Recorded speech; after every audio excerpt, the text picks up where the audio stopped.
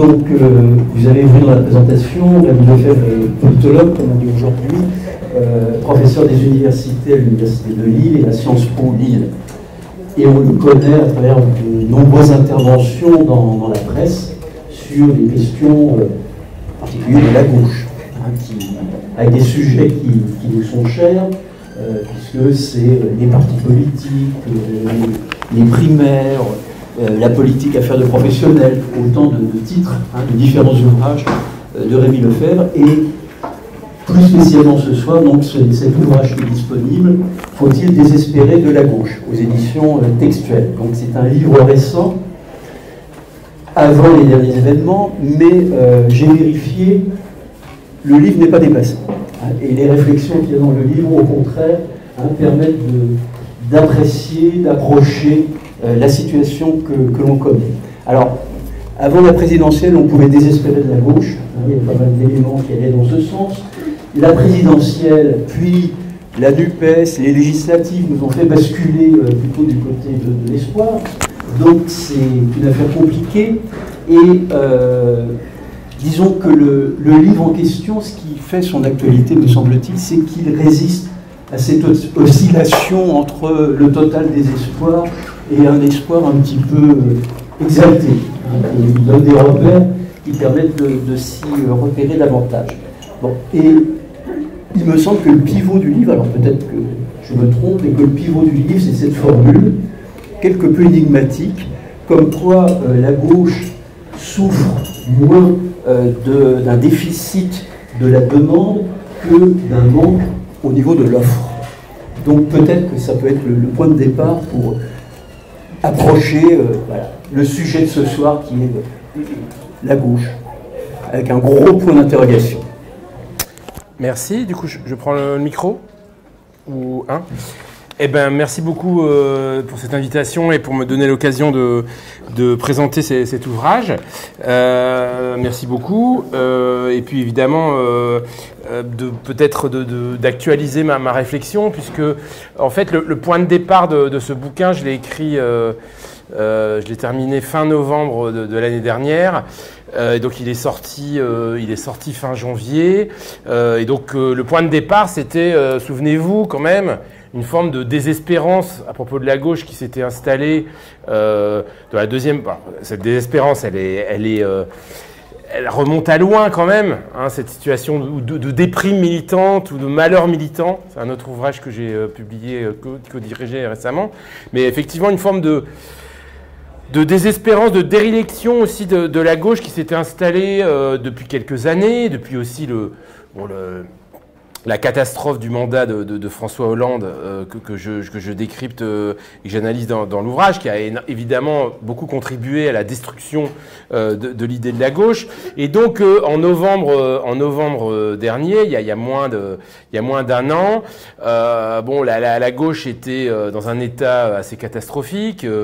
Les sondages n'étaient pas bons, même pour Jean-Luc Mélenchon. Et puis surtout, moi, ce qui m'avait beaucoup frappé, c'était que il y avait une espèce d'hyper-droitisation du débat public, notamment c'est l'émergence d'Éric Zemmour dans l'espace public, et donc l'agenda public, le débat public était littéralement saturé d'idées de droite, l'immigration, l'ordre, la sécurité, et donc on avait l'impression en fait d'un espèce d'effacement assez radical des idées de gauche, évidemment alimenté aussi par une question qui est un de mes objets de réflexion, mais pas le seul, c'est évidemment la question de l'atomisation de la gauche, de ses divisions, etc., etc.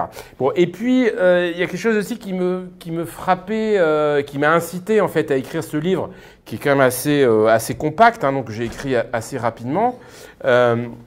C'est en fait une thèse qu'on entend beaucoup depuis un nombre d'années, et depuis notamment, alors ça remonte en fait à 2007 et la victoire de Nicolas Sarkozy, c'est celle de la droitisation de la société française. C'est-à-dire qu'en fait, au fond, il y a cette idée qui est développée par pas mal de journalistes, par pas mal de sondeurs, que, au fond, la société se droitiserait et que les idées de droite s'installerait dans la société, idée d'ordre, par exemple la critique de l'assistanat, qui est effectivement assez développée dans la société, sur fond de développement de l'individualisme, déclin des classes sociales, etc. etc. Donc il y a cette thèse qui en fait est une espèce de bulldozer en fait explicatif ou analytique qui en fait installerait l'idée finalement l'heure de la gauche serait passée puisque au fond la gauche ne correspondrait plus aux attentes en fait de la société et serait disqualifiée. Et donc c'est par rapport à la fois à ce climat d'hyperdroitisation du débat et à cette thèse à laquelle je ne crois pas du tout et que j'essaie de réfuter dans l'ouvrage que en fait j'ai produit ce livre, alors qui est à la fois un livre qui est le fruit de mes réflexions depuis un certain nombre d'années. Donc moi je suis un chercheur en sciences politiques, je travaille depuis longtemps sur la gauche, j'ai longtemps travaillé sur le Parti socialiste et depuis maintenant quelques années, je travaille sur les nouveaux partis politiques qu'on appelle mouvements et donc j'ai engagé une réflexion qui peut vous paraître un peu étonnante, mais qui est une comparaison entre la France Insoumise et la République En Marche, qui sont en fait des partis très éloignés idéologiquement, mais très proches sur le plan organisationnel. Des partis mouvements, assez peu démocratiques dans le fonctionnement interne, très personnalisés, fondés sur Internet, qui en fait correspondent à une nouvelle forme de partis qui sont très forts lors des présidentielles et qui n'existent pas forcément entre elles. Bon, voilà. Et donc, dans cet ouvrage, en fait, qui est aussi un ouvrage que j'ai voulu, en fait, où je propose je mobilise aussi plein d'analyses de sciences sociales, puisque moi, mon idée, c'est aussi que y a énormément de travaux de sociologues, aussi de philosophes, de géographes, d'urbanistes, en fait, qui peuvent nourrir la réflexion sur la gauche et qui ne sont pas du tout mobilisés par la gauche, parce qu'il y a un processus de désintellectualisation de la gauche. C'est un vrai problème, c'est-à-dire que la gauche, ça devrait être un intellectuel collectif ou des intellectuels collectifs. Ce n'est plus le cas. Ce qui est un des aspects, en fait, de l'épuisement aussi idéologique de la gauche. Et donc, voilà, j'ai essayé de produire un peu un essai, mais un essai mobilisant beaucoup de travaux pour essayer de comprendre cette situation de la gauche. Voilà. Et donc, effectivement, une des thèses que je développe dans l'ouvrage, alors c'est pas une croyance, j'essaie de l'étayer à travers des travaux, des enquêtes, etc., c'est que finalement, le problème de la gauche, c'est sans doute moins l'idée que la société ne voudrait plus de la gauche ou qu'il n'y aurait plus d'aspiration progressiste à l'égalité. Alors, vous pourriez déjà me dire comment je définis la gauche. Comment définir la gauche ? C'est évidemment une famille politique, historique, dont les formes ont beaucoup évolué, qui est une famille extrêmement hétérogène. Donc qui a toujours été divisée, qui a été toujours enjeu de lutte, de définition, la gauche d'aujourd'hui n'a pas grand-chose à voir avec la gauche d'un siècle. Juste cette remarque, mais on dit que Jean-Luc Mélenchon, enfin les éditocrates ou les éditorialistes disent que Jean-Luc Mélenchon est d'extrême gauche, son programme n'a rien à voir en fait avec la radicalité que pouvait avoir la gauche il y a un siècle. Donc concrètement, derrière le mot gauche, en fait, on met évidemment des significations historiques extrêmement diverses. Mais globalement, ce que j'appelle gauche dans l'ouvrage, c'est cette famille politique qui, par-delà ces transformations, défend l'égalité. Défend l'égalité. Il y a quelque chose qui résiste quand même. Le clivage gauche-droite a beaucoup évolué, mais la gauche se définit toujours par la quête de l'égalité, pas la quête de l'équité, la quête de l'égalité de conditions et le rejet des inégalités est, à mon avis, un des fondements historiques de la gauche. Du coup, évidemment, j'ai tendance, dans mon analyse, à mettre de côté, j'en ai parlé tout à l'heure, l'évolution de la social-démocratie, alors en France on dirait socialisme, qui à mon avis s'est exclu de cette gauche, notamment, il y a toujours des ambiguïtés sur le fait que le socialisme pouvait être de gauche ou pas, mais effectivement entre 2012 et 2017, très clairement, la forme qu'a pris le socialisme en France s'est exclue de la gauche. Bon, ça c'est aussi une réflexion, c'est que du coup, effectivement, si la gauche ne peut plus être socialiste au sens historique du terme, quelle alternative elle peut porter. Voilà, donc ça c'est un peu l'objet de l'ouvrage. Et puis effectivement, alors bon, j'ai la faiblesse de croire que cet ouvrage n'est pas un ouvrage uniquement de circonstances, puisqu'en fait, même si j'aborde la question de l'unité de la gauche dans un chapitre, en fait les questions que je pose sont des questions assez générales en fait, et finalement qui sont aujourd'hui toujours extrêmement vives aujourd'hui, parce que pour juste rebondir un petit peu sur l'actualité la plus récente, effectivement, tu l'as dit à l'instant, la gauche, on est plutôt dans une phase à nouveau d'enchantement. Hein. La gauche, c'est une succession de phases d'enchantement et de désenchantement d'ailleurs. Hein. Il y a un très beau bouquin d'Enzo Traverso qui s'appelle « La mélancolie de gauche ». La gauche a toujours été soumise à des déceptions, à des désillusions. Hein. C'est le propre de la gauche, elle a toujours connu des périodes d'enchantement, de désenchantement. Là, on a une forme de réenchantement de la gauche qui, à mon avis, correspond à quelque chose qu'a réussi à faire la gauche il y a ces derniers mois, c'est-à-dire à s'unir, hein, à se rassembler. Mais comme je le dis dans le bouquin, j'y reviendrai tout à l'heure, la question du rassemblement est une condition nécessaire, mais pas du tout suffisante pour reconstruire la gauche. Hein, c'est-à-dire que dans l'ouvrage, j'évoque la question du rassemblement de la gauche, je vais y revenir tout à l'heure, qui est effectivement un élément important, mais ce n'est pas parce que la gauche est rassemblée qu'elle est forcément puissante. Et de ce point de vue-là, ce qui s'est passé aux élections présidentielles et législatives montre que la NUPES n'a absolument pas réglé les problèmes de la gauche. Hein. Et finalement, convenons-en, le score que fait la gauche, là, tout le monde se réjouit effectivement que la gauche ait 150 députés, mais enfin 150 députés, historiquement, c'est quand même très faible, hein, concrètement, même dans les derniers cycles. Alors évidemment, c'est mieux que 2017 où la gauche avait 60 députés, mais si on compare par exemple par rapport à des élections comme 2002-2007, c'est beaucoup moins. Et donc le niveau de la gauche est à un niveau historiquement faible. Hein. Et aujourd'hui, la gauche est toujours finalement confrontée à un certain nombre d'enjeux qui font que elle a du mal, elle est plutôt sur le reculoir, en fait. Et donc ça, en fait, c'est l'objet du livre. C'est d'essayer de comprendre quelles sont aujourd'hui les limites, les impasses, les difficultés structurelles auxquelles la gauche est confrontée. Voilà. Bon, et donc à partir de là, j'examine. Donc je vais vous présenter en gros les grandes lignes de l'ouvrage, et puis après, je pense que le plus simple et le plus sympa, c'est d'échanger. Je discute en fait 5 questions dans l'ouvrage. Bon, d'abord, la première question, effectivement, c'est que je reviens sur cette question de la droitisation de la société. Et donc je défends la thèse que le problème de la gauche est moins une question de demande que d'offre. Alors j'ai bien conscience que cette grille de lecture demande et offre doit être peut faire l'objet de critiques. La politique, c'est pas un marché, hein, mais en même temps, c'est quand même la rencontre entre une offre politique, c'est-à-dire des programmes, des visions du monde, des idées, et puis un état de la société. La société, elle est traversée par des évolutions, elle est définie par des rapports de force, des relations de domination, et donc effectivement, aujourd'hui, la thèse, alors qui est une thèse très fataliste, qui est parfois entretenue par ceux qui veulent tirer la gauche vers la droite, d'ailleurs, au passage, hein, c'était la thèse de Valls, c'était de dire que finalement, bon, les idées de gauche ne sont pas en accord avec le temps. Hein.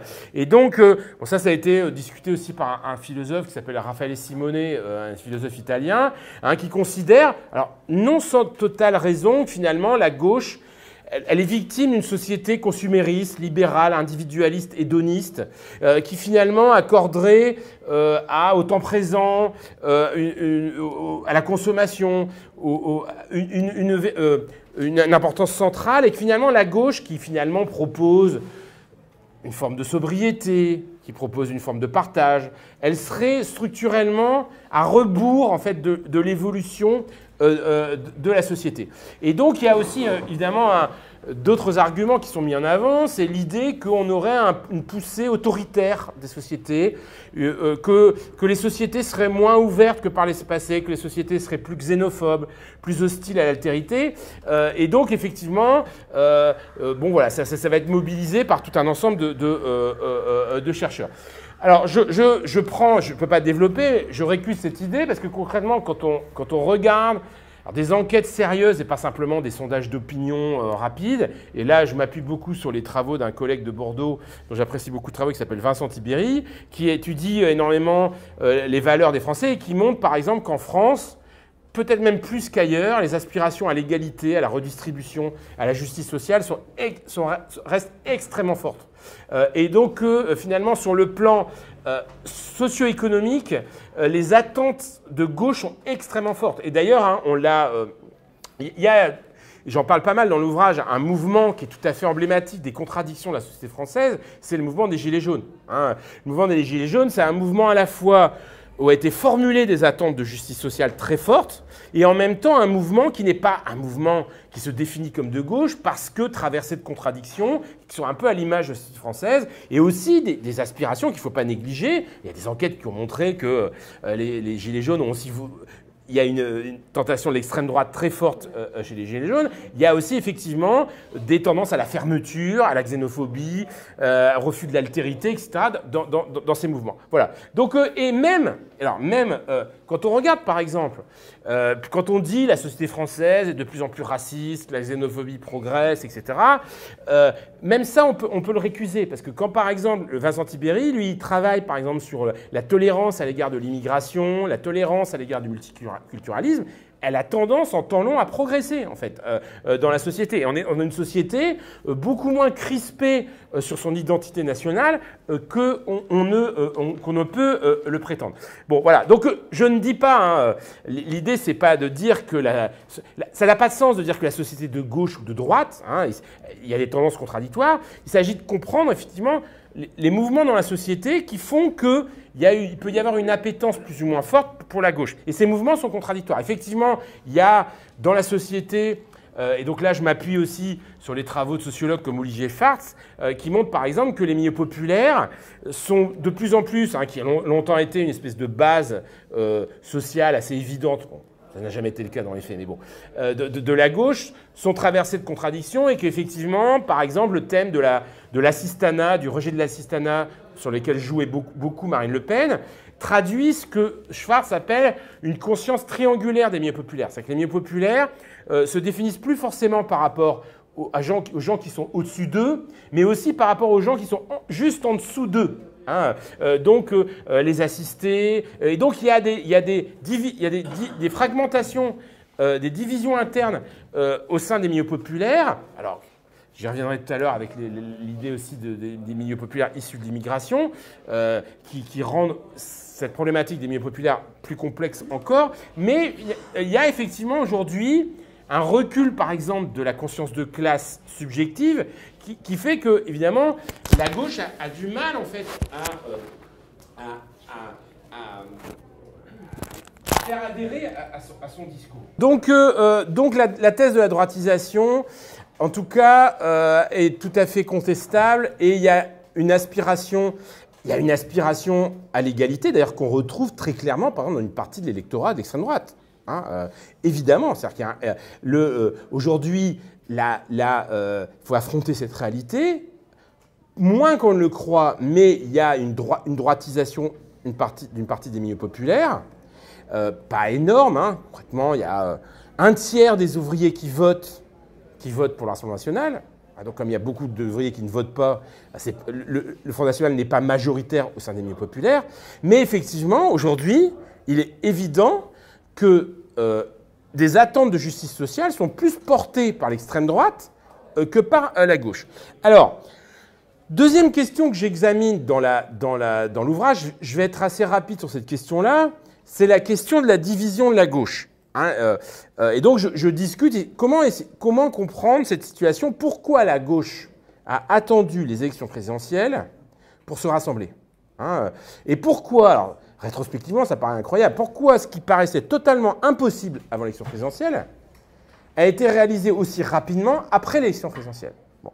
Alors là c'est ma casquette un petit peu de spécialiste des partis que je mobilise.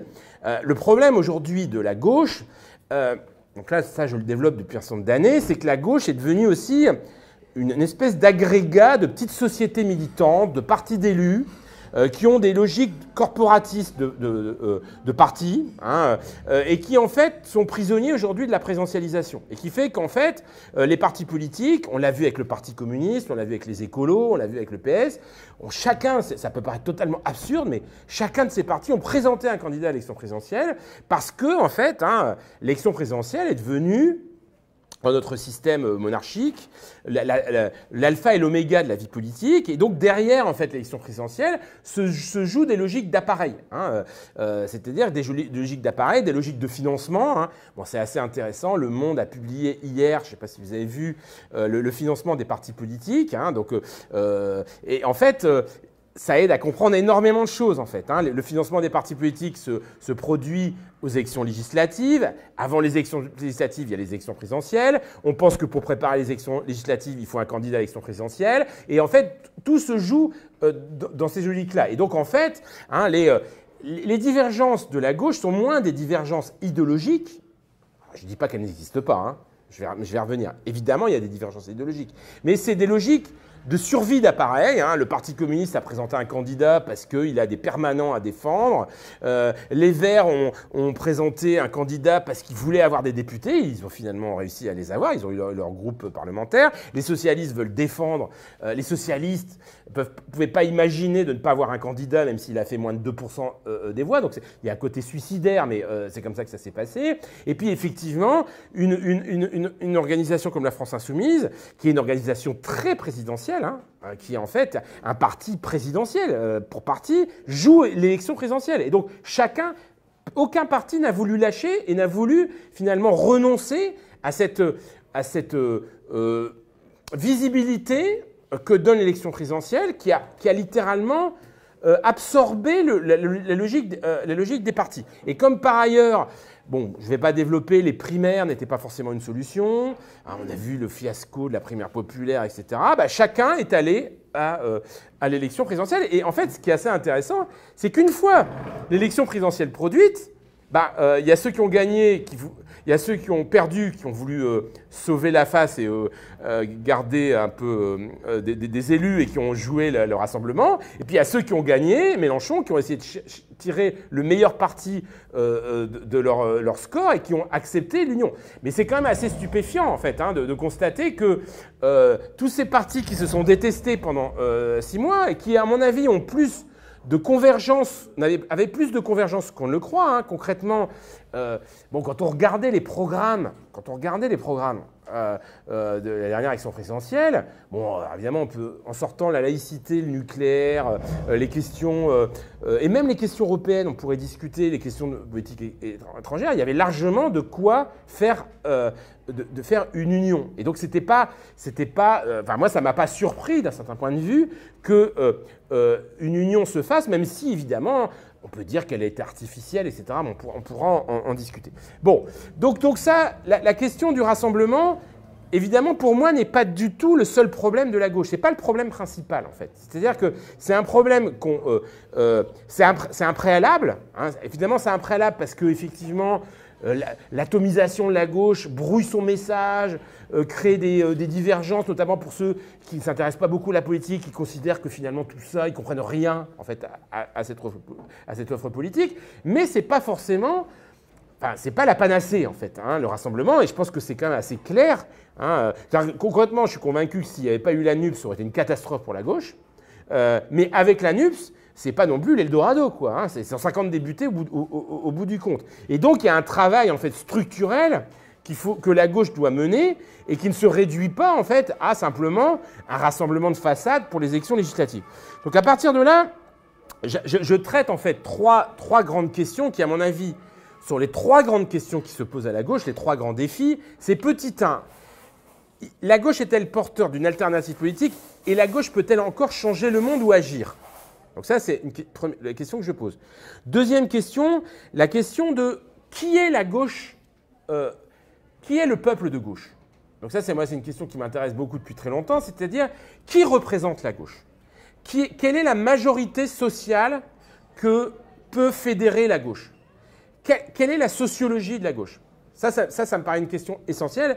Et on va voir d'ailleurs que, de ce point de vue-là, les dernières élections, on est retombé un petit peu dans les mêmes problèmes à gauche. Et puis, la troisième question que je pose, c'est la question des organisations. Je pense, moi, que les partis politiques, c'est pas ringard. Alors, les partis politiques, peut-être pas comme on les a connus depuis un certain nombre d'années, mais que la gauche doit réinventer l'action collective, le militantisme et l'action partisane pour mener un travail politique qu'elle ne mène plus depuis un certain nombre d'années. Bon, alors, la question de l'alternative. Donc là, je discute dans l'ouvrage trois choses. Bon, j'évoque quatre questions. Bon, la question d'abord qu'il faut affronter, c'est qu'aujourd'hui, peut-être que la question de la possibilité d'une politique de gauche aujourd'hui est posée. C'est-à-dire que, est-ce qu'aujourd'hui, la gauche, dans le système économique, institutionnel et social que l'on connaît, peut mener une politique de gauche? Est-ce que, par exemple, si la NUPES était arrivée au pouvoir avec un programme, non pas d'extrême gauche, pas du tout, mais un programme plus radical que les programmes socialistes habituels, pouvait mettre en œuvre son programme? C'est une question qu'on peut se poser. Hein. Ça aurait, concrètement, bon, ça n'est pas arrivé, j'espère que ça va arriver, mais c'est aujourd'hui très très compliqué. Parce qu'aujourd'hui, l'exercice du pouvoir à gauche, hors d'une révolution, donc là je me situe dans une problématique d'exercice du pouvoir, a toujours été compliqué historiquement, toujours en fait, hein. Toujours 36, 81, bon, il n'y a pas eu beaucoup d'expérience du pouvoir d'ailleurs, hein, 97, mais là j'évoque. Mais en fait, la question de l'exercice du pouvoir a toujours été compliquée, mais aujourd'hui elle est peut-être encore plus compliquée. L'Europe, la mondialisation, le rapport de force économique est extrêmement défavorable à la gauche, de sorte que des auteurs plus radicaux que moi, comme Lordon, hein, quand on lit Lordon, eh ben, il dit quand même, en gros, pour mener une politique de gauche, c'est le chaos, en fait. Il dit ça serait le chaos. Donc aujourd'hui, par exemple, effectivement, réorienter la politique européenne, s'attaquer aux intérêts financiers, hein, ça poserait énormément de problèmes. Et très honnêtement, il est évident que pour que la gauche aujourd'hui puisse exercer le pouvoir, il faut que la société suive, en fait. Il faut que la société l'appuie. C'est pas simplement je vais reprendre cette distinction que Bloom faisait entre l'exercice et la conquête du pouvoir. Il disait l'exercice, c'est quand on gagne l'élection. La conquête du pouvoir, c'est quand derrière les forces sociales accompagnent en fait l'exercice du pouvoir. Bon, et donc aujourd'hui, on l'avait vu avec le cas de la Grèce il y a quelques années, mener une politique de gauche dans un cadre européen, dans le cadre de la mondialisation, ou dans le cadre de la domination des marchés financiers, c'est extrêmement compliqué. Ça alimente aussi le défaitisme à gauche. Il y a beaucoup de gens qui pensent que c'est plus possible d'être de gauche. Hein, et effectivement, nous, en sciences politiques, il y a énormément de travaux qui montrent que changer les choses dans notre société, c'est extrêmement compliqué. Ça se heurte à toute une série de résistances. Bon, deuxième question qu'on peut aborder, la question des alternatives. Donc là, je discute la crise de la social-démocratie ou la crise ou la décomposition. Je pense qu'effectivement, moi qui suis plutôt, alors j'ai été militant à la gauche du PS pendant un certain nombre d'années, donc je viens d'une culture plutôt réformiste, je ne crois plus au réformisme. Je pense que c'est plus l'hypothèse réformiste ne peut plus fonctionner. On ne peut plus changer les choses gentiment de l'intérieur. Il faut de la radicalité. Il faut de la radicalité. Je pense que c'est réaliste de considérer que la gauche doit être radicale. Je pense d'ailleurs au passage qu'il y a la radicalisation du centre de gravité de la gauche, elle traduit aussi cette compréhension qu'ont les gens que les choses, il faut les prendre à la racine, ce qui est quand même l'étymologie de radical, et qu'effectivement, aujourd'hui, on ne peut pas lutter contre le réchauffement climatique si on ne remet pas en cause radicalement le mode de production, le fonctionnement de la société, etc. Bon. Et donc là, j'évalue dans ce chapitre la question de nouvelles alternatives, et notamment la question évidemment essentielle de l'écologie, qui pose un défi redoutable à la gauche. Parce que la gauche, qui est une matrice productiviste, la gauche a toujours été productiviste, elle s'est convertie à l'écologie. Hein, on le voit très bien avec Mélenchon. Mélenchon, l'éco-socialiste, ça fait longtemps qu'il développe. Or, le problème, c'est que l'écologie pose un problème important à la gauche. Comment retrouver les milieux populaires en étant écologiste? C'est un peu la quadrature du cercle. C'est-à-dire, c'est terrible, c'est assez tragique en fait. Hein. C'est-à-dire qu'en fait, il faut à la fois changer radicalement le mode de production, mais en même temps, on ne peut pas non plus nier néantiser le fait qu'une partie des milieux populaires veulent accéder à une consommation auquel ils n'ont pas accès. Hein. Et donc, je pense que c'est un des nœuds gordiens, en fait, de la gauche. Hein. Comment concilier les deux, hein. C'est très, très compliqué. Hein. Et donc, évidemment, c'est pour ça que je ne crois absolument pas à l'idée d'une écologie d'accompagnement, etc. La transition écologique plaide pour une forme de radicalité de la gauche. Et je pense aussi en même temps que le réchauffement climatique est une opportunité pour la gauche pour remettre en question le modèle productiviste. C'est-à-dire que ça crée une contrainte, on doit changer les choses. Hein. Ce n'est pas simplement l'égalité qui doit pousser à mettre en cause le système, l'ultralibéralisme, c'est aussi en fait une nécessité anthropologique qui est effectivement la lutte contre le réchauffement climatique. Bon, et puis j'aborde la question du populisme, hein, qui est une autre réponse en fait, hein, à la crise de la social-démocratie, hein, c'est le populisme dont, qui me fait problème à pas mal d'égards, parce que le populisme, c'est aussi, il y a aussi des relents, à mon avis, pas progressistes dans cette philosophie, le culte du chef, la valorisation de la nation, etc. Bon, ça pose aussi un problème, en fait, à la gauche, hein, l'hypothèse populiste. Bon, voilà, bon, ça c'est le problème idéologique. Et en fait, le problème, hein, de la gauche, c'est la bataille culturelle et idéologique, au sens gramscien du terme. C'est-à-dire qu'en fait, la gauche, elle est un peu désarmée, elle a du mal, en fait, par rapport à ce libéralisme, alors, dont on dit depuis 20 ans qu'il s'effondre, mais qui ne s'effondre jamais, en fait. Hein, là, même après le Covid, on avait dit... il y a eu la crise financière, il y a eu le Covid, à chaque fois on dit que le libéralisme, c'est fini. Ce n'est pas vraiment le cas, en fait. Hein. On ne peut pas dire qu'il reste quand même très dominant. Alors, ensuite, j'aborde la question de quel peuple de gauche. Bon, l'histoire de la gauche, quand la gauche, en fait, son peuple de gauche, c'est l'alliance des classes moyennes intellectuelles et des milieux populaires. Ça a été ça, la gauche, en fait. Hein, ça a été ça quasiment tout au long de son histoire. Des leaders plutôt intellectuels et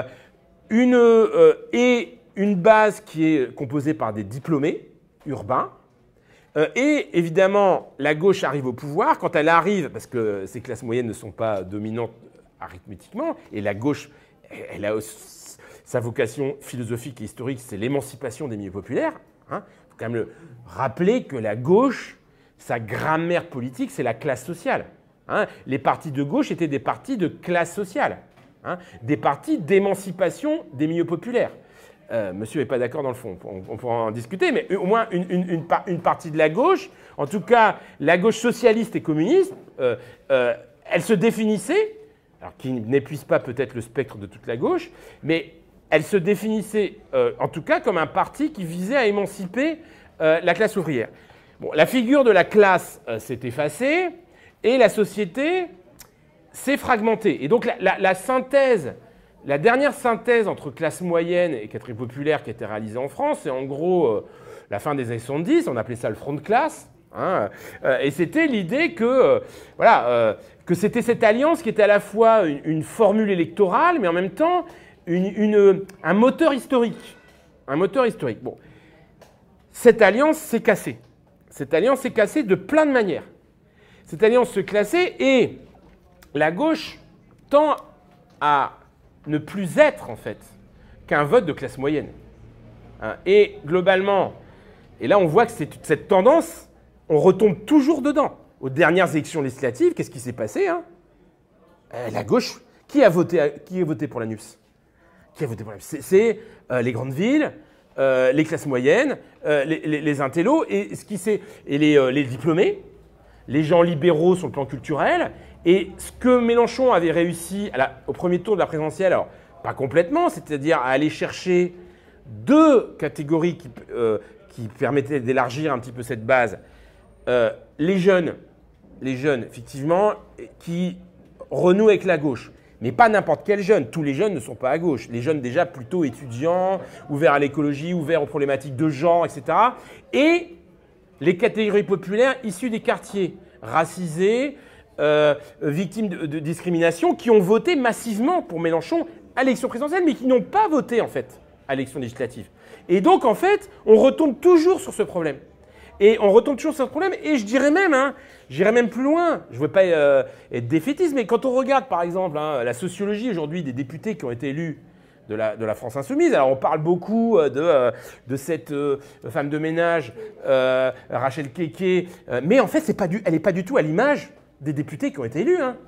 Moi, les députés, là, les 150 députés de gauche qui ont été élus, moi, je les connais bien, je les connais à 80%.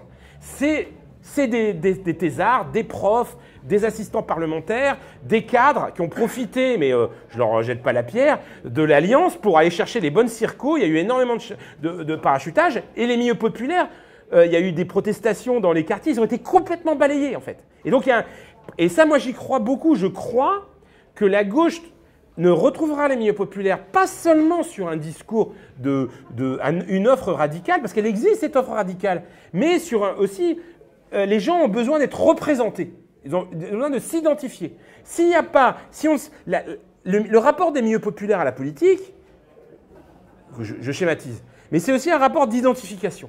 Hein. Est-ce que lui, il me ressemble, est-ce qu'il va me défendre, en fait? Et ça, c'est un énorme problème qu'a la gauche depuis longtemps.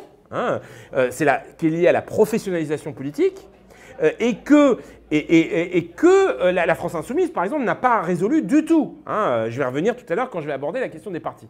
Bon, et donc du coup, aujourd'hui, l'autre problème qu'a la gauche, c'est que les milieux populaires sont beaucoup moins homogènes que par le passé. Hein, les milieux populaires ont toujours été fragmentés, mais là, ils le sont tout particulièrement. Hein, entre eux, moi qui vis à Lille, qui ai beaucoup travaillé sur les milieux populaires traditionnels, ouvriers, issus du textile, de la mine, de la sidérurgie. Donc ces milieux populaires traditionnels, eux, ils votent de moins en moins à gauche. Et je peux vous dire que c'est absolument effrayant ce qui est en train de se passer avec l'extrême droite. Par exemple, dans le nord de la France, hein, là, il y a plus d'un tiers des députés en Hauts-de-France qui sont d'extrême droite. La NUPS, mais ça passe pas du tout, en fait. Ça ne touche pas du tout ces milieux populaires-là. Bon, donc il y a les milieux populaires traditionnels, hein, l'Est, le Nord. Vous avez les milieux populaires petits moyens parfois qui se sont manifestés au moment des Gilets jaunes, qui sont plutôt la périphérie, le périurbain, le pavillonnaire, ces petites classes moyennes, etc., qui eux, en fait, aussi sont assez réfractaires à la gauche. Et puis vous avez un dernier pôle des milieux populaires, aujourd'hui à peu près un quart des milieux populaires. Les milieux populaires, j'appelle ça, c'est quoi les milieux populaires? C'est les ouvriers et les employés au sens de l'INSEE, c'est-à-dire 50% de la population active aujourd'hui. Hein, il y a toujours 50% des gens qui sont issus des milieux populaires selon l'INSEE.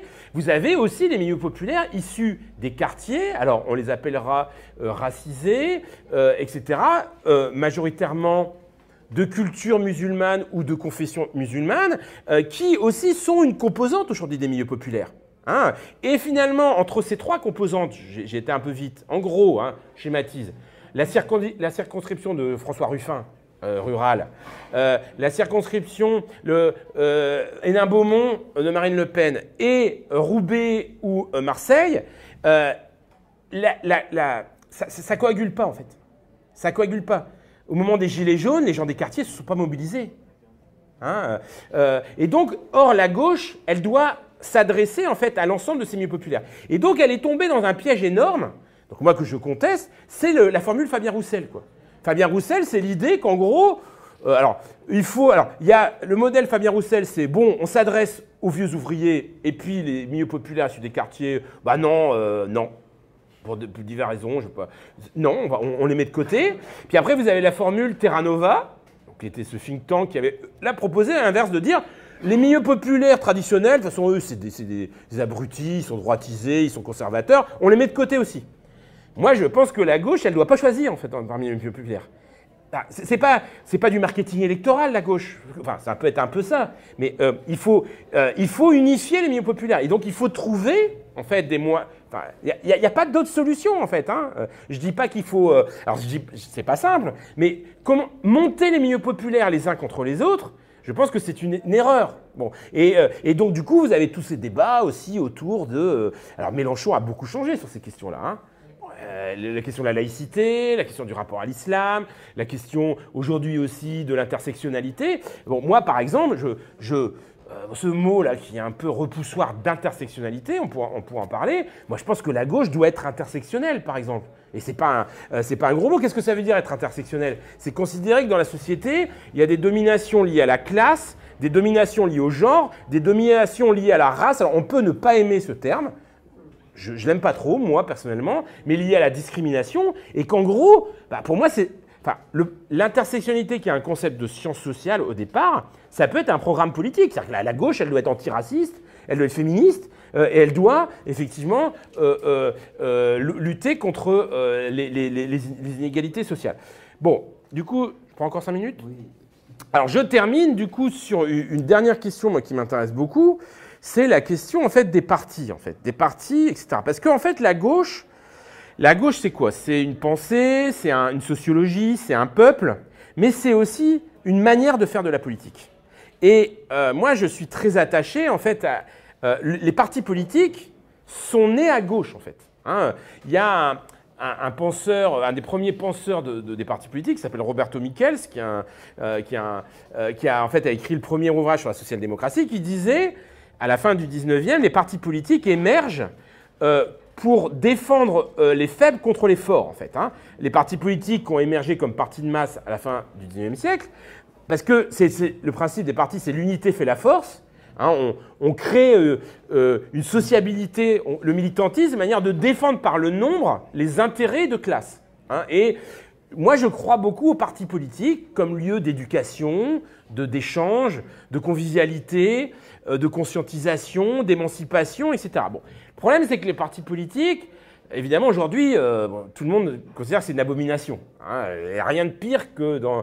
il n'y a rien qui suscite plus la défiance chez les citoyens que le parti. Parce que le parti, c'est machine électorale, lieu de pouvoir, bidouillage électoral, tambouille électorale, carriérisme, etc. Et puis les partis, effectivement, les partis de gauche, le modèle du parti de masse est complètement effondré. Il n'y a plus de militants, il n'y a plus que des élus. Donc les partis politiques sont devenus des opérateurs de professionnalisation. Et la gauche, progressivement, et il n'y a plus de militants. Il n'y a plus de militants. Bon, c'est effarant, hein, quand on regarde aujourd'hui combien il y a de militants dans les partis de gauche. Alors, officiellement, bon, la France Insoumise revendique 400 000 adhérents, mais bon, c'est des adhérents gratuits plateforme. En gros, il y a à peu près 10 à 20 000 militants actifs à France Insoumise. Hein. C'est un parti qui se mobilise beaucoup au moment des élections présidentielles, mais c'est un parti très faible, hein, très peu implanté, très peu structuré. Bon, le PS, il n'y a plus personne. Le PC, il n'y a plus que des vieux. Bon, je vais un peu vite, mais bon, c'est un peu ça. Et les écolos, il n'y a pas de militants du tout. Bon, et donc en fait, il n'y a plus de militants, en fait. Et je pense que le militantisme, qu'il faut réinventer. Hein. Attention, je ne suis pas en train de dire qu'il faut refaire le Parti communiste des années 50 et 60. Je pense que c'est complètement illusoire. Mais je pense qu'en fait, il ne faut pas renoncer à l'action organisée. Et je pense que, par exemple, c'est pas que je pense, c'est que c'est sûr, c'est que par exemple la montée de l'abstention, hein, qui est un phénomène énorme, massif, de plus en plus colossal, est en partie lié en fait au déclin des partis politiques. Dans les partis politiques, enfin, mais que ce soit en Seine-Saint-Denis, dans le nord de la France, les militants, la présence des militants sur le terrain, les réunions de section, c'est ça aussi qui crée l'intérêt pour la politique. Hein, les campagnes, il n'y a plus de campagne en fait aujourd'hui. S'il n'y a plus de militants, vous n'avez plus de campagne. Les milieux populaires, ils vont voter aussi sur la base, s'ils sont incités à aller voter. Et donc, les partis politiques sont aussi des outils d'acculturation politique, hein, de diffusion de l'idéologie, etc. Bon, aujourd'hui, en fait, l'idéologie dominante, elle passe par les médias parce qu'il n'y a plus d'autres canaux alternatifs que les médias. Bon, donc évidemment, c'est un énorme problème. Et de ce point de vue-là, par exemple, la France Insoumise, qui est effectivement un parti politique qui a restauré une réflexion, qui accorde beaucoup d'importance au programme. Bon, moi, je critique beaucoup, j'espère que ça va changer, parce que je me sens plutôt proche, par ailleurs, de la France Insoumise, à développer un forme de parti que Mélenchon a théorisé comme gazeux, hein, c'est-à-dire un parti informel, pas structuré, qui n'accorde pas d'importance, par exemple, au municipal, qui ne donne pas d'argent au local, pas du tout démocratique. Et en fait, on voit que ça alors ça marche pour l'élection présidentielle, mais ça marche pas du tout pour les autres élections. Hein. Et souvenez-vous, depuis 5 ans, Mélenchon s'est planté au municipal alors qu'il aurait pu prendre des villes un peu partout. Et les villes, c'est quand même important de prendre des villes. Hein. C'est aussi de l'action concrète. Et donc il y a, parce que aussi c'était un parti présidentiel, mis tout l'accent en fait sur l'élection présidentielle. Et donc moi je pense que la fin des partis n'est pas une fatalité et qu'il y a de l'aspiration à l'engagement dans la société. C'est un peu comme la thèse de la droitisation. Moi je pense qu'il y a des attentes d'engagement, mais pas évidemment sous des formes nouvelles, hein, multiples, thématiques. Ponctuelle, la démocratie participative, le community organizing, je pourrais développer, mais je pense qu'il faut que les partis se réinventent en fait. Il faut qu'ils se réinventent, il faut qu'ils mettent en place il faut qu'ils, par exemple, refassent du soutien scolaire, qu'ils soient des lieux d'entraide, de convivialité, ça c'est très important en fait. Qu'est-ce qu'on a vu? Bon, puis après je vais terminer, les gilets jaunes, c'était frappant de ce point de vue-là. Les gilets jaunes, c'était un mouvement aussi qui a pris parce que les gens se retrouvaient sur les ronds-points. Et moi, j'ai plein de collègues qui ont travaillé. On voit bien que les milieux populaires, ils aspirent à des formes de participation. Et moi, je vis à Lille, en Belgique. Il y a des partis politiques où cette sociabilité existe encore, ça marche. Hein. On peut, et donc ça, il faut, à mon avis, que la gauche, elle renoue aussi avec ça. Hein. Ce qui suppose aussi de remettre en cause le pouvoir des élus. Hein, parce que c'est ça aussi le problème, c'est que dans les partis politiques, les élus ont trop d'importance, il y a trop de professionnalisation politique, donc il faut déprofessionnaliser la politique. C'est assez simple, hein, il suffirait d'empêcher de faire de la politique longtemps. Hein, ça casserait la logique de la professionnalisation. Et c'est de cela aussi dont souffrent beaucoup les partis politiques. Voilà, donc j'ai lancé quelques idées. Donc l'idée, voilà, donc vous comprenez bien que mon propos, c'est pas, c'est de considérer qu'en fait, la gauche, sa mission, c'est pas simplement de gagner des élections. Il se trouve qu'en plus qu'elle les gagne pas. Mais donc l'objectif, c'est quand même de prendre le pouvoir. Et pas considérer que quand on a pris le pouvoir, les choses sont réglées, parce qu'on a bien vu qu'en fait, si on ne change pas la société, prendre le pouvoir avec le peu de marge de manœuvre en plus que ça laisse, c'est compliqué, mais qu'en fait, il faut une transformation structurelle de la société. Alors, je conclus, faut-il désespérer de la gauche? Bon, oui et non, c'est-à-dire je pense que la tâche est immense, hein. Faut pas se leurrer, la tâche est immense. L'état de la société est très complexe. Les enjeux, en fait, aussi, on voit bien le réchauffement climatique suscite aussi une forme aujourd'hui de fatalisme. En fait, les gens se disent ça va arriver, on peut rien faire. Et donc, en même temps, l'optimisme, c'est une vertu de la gauche, en fait. L'homme de droite est pessimiste, par nature, puisqu'il croit que les hommes sont inégaux. Donc la gauche, c'est ce que dit, et je terminerai là-dessus, Gramsci, hein, pessimisme de l'intelligence, optimisme de la volonté. Hein, c'est-à-dire qu'il faut affronter la réalité des choses, et même si c'est un peu dur pour la gauche, mais en même temps être optimiste, parce que la gauche, c'est le volontarisme, c'est l'idée qu'on peut changer les choses. Voilà. Merci beaucoup pour ces remarques et questions. Oui, je crois que c'est Philippe qui parlait de la question du décalage entre l'ébullition intellectuelle, éditoriale, autour de plein de questions, et puis finalement la pauvreté du personnel pauvreté intellectuelle du personnel politique, qui est effarante. Effarante. Le niveau intellectuel, je suis désolé de le dire, mais le niveau intellectuel des élites a considérablement baissé, des élites politiques. Concrètement, si on regarde par exemple le personnel politique socialiste, par exemple des années 70, quoi qu'on pouvait en penser, hein, sur le fond, les Chevènement, Jospin, Rocard, etc. Le niveau, par exemple, quand on se replonge dans les revues intellectuelles des années 70, mais attention, je parle des revues partisanes, je parle des revues du PS, du PSU, du PC, etc. Et même dans les années 80, ça commence à... C'est effarant. C'est effarant le décalage. Et aujourd'hui, moi je travaille beaucoup aussi sur les élites politiques. En fait, cette désintellectualisation, c'est qu'il y a une offre politique, mais elle n'infuse plus. Il n'y a plus de médiation. Il y a plus... Alors là, je ne vais pas non plus complètement tirer trop... Alors sur les élites politiques, la responsabilité est énorme. Hein. Aujourd'hui... Je sais pas, moi, des gens à gauche qui lisent, je les connais à peu près, il n'y en a même pas 20 en fait. Non, mais c'est effarant hein, de personnalités en fait. Hein. C'est-à-dire le député de base, il lit plus du tout en fait, il lit des revues de presse, alors que dans les années, vraiment dans les années 70 et 80, c'est pas vrai. On lisait, il y avait déjà des textes, on travaillait les textes en fait. Hein. Et même, hein, je vais être un peu pessimiste, mais Mélenchon, c'est un peu la queue de comète de ça, mais même à la France Insoumise, il y a une forme d'anti-intellectualisme. En fait, hein, que je ressens très fort. Hein. C'est-à-dire une forme de simplification. Il n'y a pas d'outil de formation à la France Insoumise et il n'y a pas beaucoup de respect, en fait. Enfin, de respect, alors ça va paraître très corporatiste de dire ça et prétentieux, mais enfin, il n'y a pas, non, il y a pas beaucoup de travail intellectuel à la France Insoumise, hein, vraiment. Par exemple, il y a un mépris des textes, en fait. Mélenchon, il dit souvent...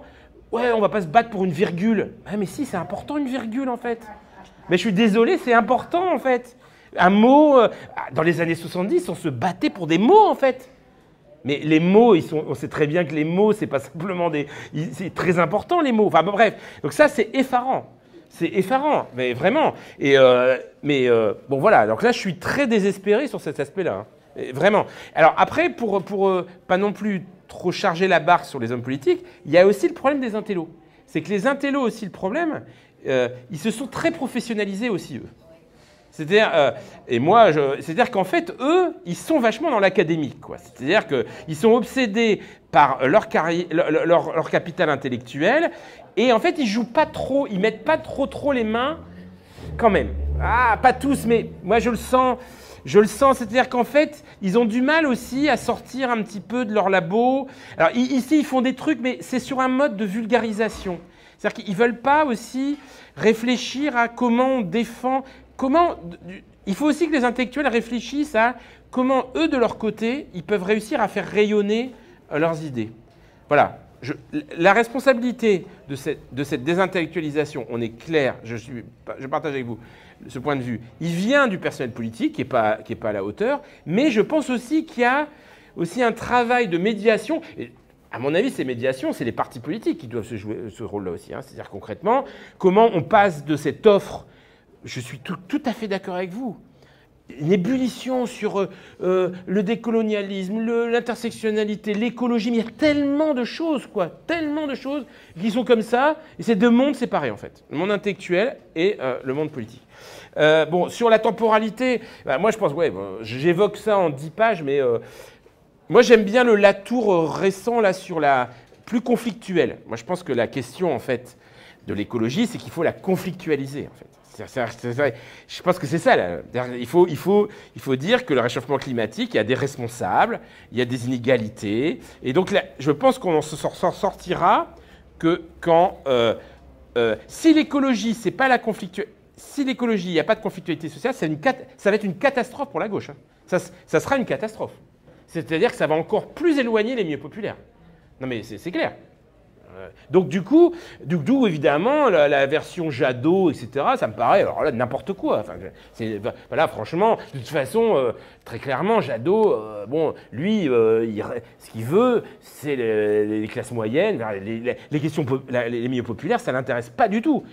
Et chez les écolos, il y a quand même, ça existe très fortement. Hein. Enfin, je veux dire, c'est pas, ils estiment que, bon, voilà, c'est la question sociale, la question des milieux populaires, elle passe, pas tous, mais chez une large partie d'entre eux, elle leur échappe complètement.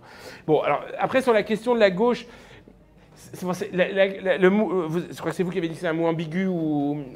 bon, c'est très compliqué, parce que la gauche... est-ce qu'il y a une essence de la gauche? Et comment définir ce qui est de gauche, ce qui n'est pas de gauche? Enfin, dire c'est très très compliqué quand même. Hein.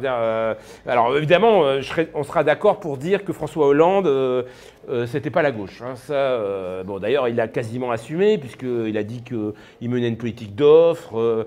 Voilà. Bon, mais après, la gauche, en sciences politiques, la gauche, c'est toujours relatif en fait. Hein. C'est pas, on peut pas dire que c'est une doctrine immuable. Ça a tellement évolué le contenu de ce qu'on met gauche. Hein, vous évoquiez l'internationalisme. Bon, la gauche est internationaliste, mais en même temps, la gauche, le rapport de la gauche à la nation est très compliqué. Parce que la nation est quand même née à gauche. La nation, c'est la souveraineté. La nation, c'est la communauté politique souveraine. Donc du coup, on peut pas non plus quand même... moi, je suis d'accord avec vous. Effectivement, alors, la perspective internationaliste a quasiment disparu de la gauche. C'est incroyable. C'est vraiment frappant. Si on reprend la définition classique de Deleuze, hein, être de gauche, c'est commencer par penser le monde, son pays, puis soi, et être de droite, c'est l'inverse. Bon, bah, cette définition-là, elle est plus du tout... Enfin, il n'y a plus personne qui la définit comme ça, la gauche. Bon, mais en même temps... Est-ce qu'il faut en même temps complètement congédier la nation? Parce que la nation, c'est quand même... Alors, nation, entendue comme communauté souveraine, etc. On ne peut pas non plus considérer que le cadre national... Si la gauche veut congédier le cadre national, quel levier elle se donne pour agir? Enfin, je veux dire, voilà, Alors, il y a eu pendant longtemps l'Europe. L'Europe, en fait, il n'y a plus d'utopie de gauche d'Europe, en fait. Ce qui est sans doute dommage, peut-être, mais en tout cas, on voit bien que ça c'est aussi un problème. C'est-à-dire qu'en fait, l'utopie de gauche, alors il y a des philosophes, Balibar qui continuent à défendre cette idée de gauche, mais bon, il n'y en a plus beaucoup, enfin, il n'y a plus beaucoup de philosophes de gauche ou de penseurs de gauche qui prennent l'Europe ou le monde. Donc ça effectivement, c'est un problème. Et du coup, évidemment, l'écologie, pourtant, évidemment, on ne va pas lutter contre le réchauffement climatique dans les frontières nationales. Ça n'a absolument aucun sens.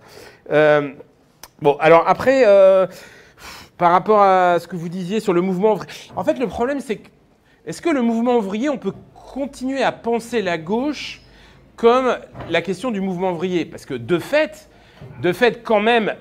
Bah, moi, je ne crois pas du tout que les classes ont disparu. Enfin, la classe ouvrière, elle n'existe plus sous la forme qu'elle a existé précédemment. C'est assez incontestable. C'est-à-dire qu'on peut pas, effectivement, la classe ouvrière, il y a plein de travaux là-dessus. Bon, il y a des inégalités, il y a une condition populaire. D'ailleurs, aujourd'hui, en sociologie, on ne parle plus d'ailleurs de classe ouvrière, on parle des catégories populaires. Bon, les bouquins, c'est les catégories populaires parce qu'effectivement, il y a une hétérogénéité. Et donc, du coup, penser... c'est ça aussi le problème, c'est que cette matrice du mouvement ouvrier, c'est complètement affaissée. En plus, elle était assise aussi sur la guerre froide. Elle est en partie quand même liée à cette conflictualité-là. Donc, est-ce que... Et donc, du coup, vous dites l'intersectionnalité, vous considérez que c'est en fait une... Ce que j'ai cru comprendre, c'est que finalement, ça déhiérarchise les deux. Bon, je suis pas... Bon, on va pas entamer ce débat-là. J'ai tendance à considérer que dans classe, genre et race, la classe est en même temps plus dominante. Qu'est-ce que ça veut dire? Bon. Enfin, en tout cas, qu'il faut mais par exemple, je suis désolé, les discriminations, c'est quand même un phénomène absolument massif. Enfin, absolument massif. Enfin, il y a plein de travaux. Mon collègue Julien Talpin qui travaille là-dessus, c'est absolument considérable. Enfin, alors, parfois, les discriminations cachent des phénomènes de classe, mais on ne peut pas... Alors, bon, après, on peut discuter. Est-ce qu'on peut mettre la race sur le même plan que la classe? Et parlons du genre. Alors, le genre... comment on peut défendre l'idée que la classe, ça serait... le genre, c'est la moitié de l'humanité, la question des hommes-femmes. Hein, c'est absolument considérable. Non? Oui, bon, voilà. Donc, je ne sais pas, mais... Donc, je trouve que l'intersectionnalité, c'est aussi... D'abord parce que, en fait, l'intersectionnalité, ce qui me paraît intéressant, c'est aussi d'articuler ces dominations. Parce que très souvent, on est une femme ouvrière, on peut être une femme ouvrière d'origine issue de l'immigration. Enfin, et il y a des convergences à créer autour de ça. Alors après, c'est sûr, bon, ça c'est tous les débats, Beau-Noiriel versus... j'en parle un peu dans le bouquin, c'est très très compliqué. Il y a des phénomènes générationnels, bon, mais je crois que... peut-être qu'il y aura un rééquilibrage. Bon, on parle beaucoup de race en ce moment. Le terme, moi, m'embête, en fait. C'est-à-dire qu'en fait, le problème, c'est... parler de race aux gens racisés, ils ont du mal à accepter qu'on parle de race pour parler d'eux, en fait. Hein. Souvent. Hein. Alors, pourtant, la réalité... alors, ça dépend ce qu'on met derrière le mot race. Bon. Bref, moi je pense quand même que c'est... Il y a une régénération que la gauche peut trouver dans ces voies-là. Et puis pour terminer sur... Ah bah alors, je sais pas, sur ce que vous dites sur... c'est terrible, hein, parce qu'en fait cette histoire-là, bon, ça fait quand même 40 ans que ça existe. Hein, au PS, c'était déjà dramatique. Enfin, ça n'a jamais fonctionné. J'ai tendance à penser que si on avait des vraies organisations... mais en tout cas, moi, ce que je crois beaucoup, c'est effectivement l'idée qu'il faut changer le personnel politique. C'est-à-dire qu'il faut des... Alors, est-ce que ça passe par des règles très, très compliquées? Franchement, moi, en tout cas, déjà, par exemple, si on prenait plus en compte intellectuellement la question des discriminations, j'ai l'impression que ça changerait. Et puis, effectivement, des règles sur la professionnalisation politique. Parce que ça, la gauche crève de la professionnalisation politique. C'est terrible. C'est terrible. Hein. C'est vraiment terrible. C'est terrible. Et derrière, là, bon, moi, je forme plein d'étudiants de sciences politiques qui deviennent des professionnels de la politique. Hein. C'est terrible. Hein. Je critique la professionnalisation politique, mais ils vont l'appliquer. C'est terrible. Et donc ça, je pense que, par exemple, moi, je crois... Alors ça, on n'a pas parlé beaucoup de la problématique démocratique. Il faut limiter le cumul dans le temps. Il faut introduire du tirage au sort. Moi, je crois au tirage au sort, par exemple. Hein. C'est un principe de dévolution du pouvoir qu'il ne faut pas forcément généraliser, mais je pense que c'est très important. Puis après, il y a plein de leviers. Hein. Par exemple, pourquoi, ça c'est Julia Cagé qui propose ça, je trouve que c'est très très intéressant. Elle dit il faut par exemple contraindre les partis politiques et de la diversité sociale. Si on change les modes de scrutin, si on conditionne le financement des partis politiques à de la diversité sociologique et tout, après tout, pourquoi on a appliqué la parité pourquoi on n'appliquerait pas des règles de diversité sociale au personnel politique? Pourquoi? Alors après, on pourrait dire, oui, mais on va généraliser, ça va être les handicapés. Bon, mais alors, oui, alors tout de suite, ce qui est brandi, c'est oui, ça va être comme les États-Unis, l'américanisation. Mais moi, je pense qu'il faut arriver aussi à ça, en fait. Voilà.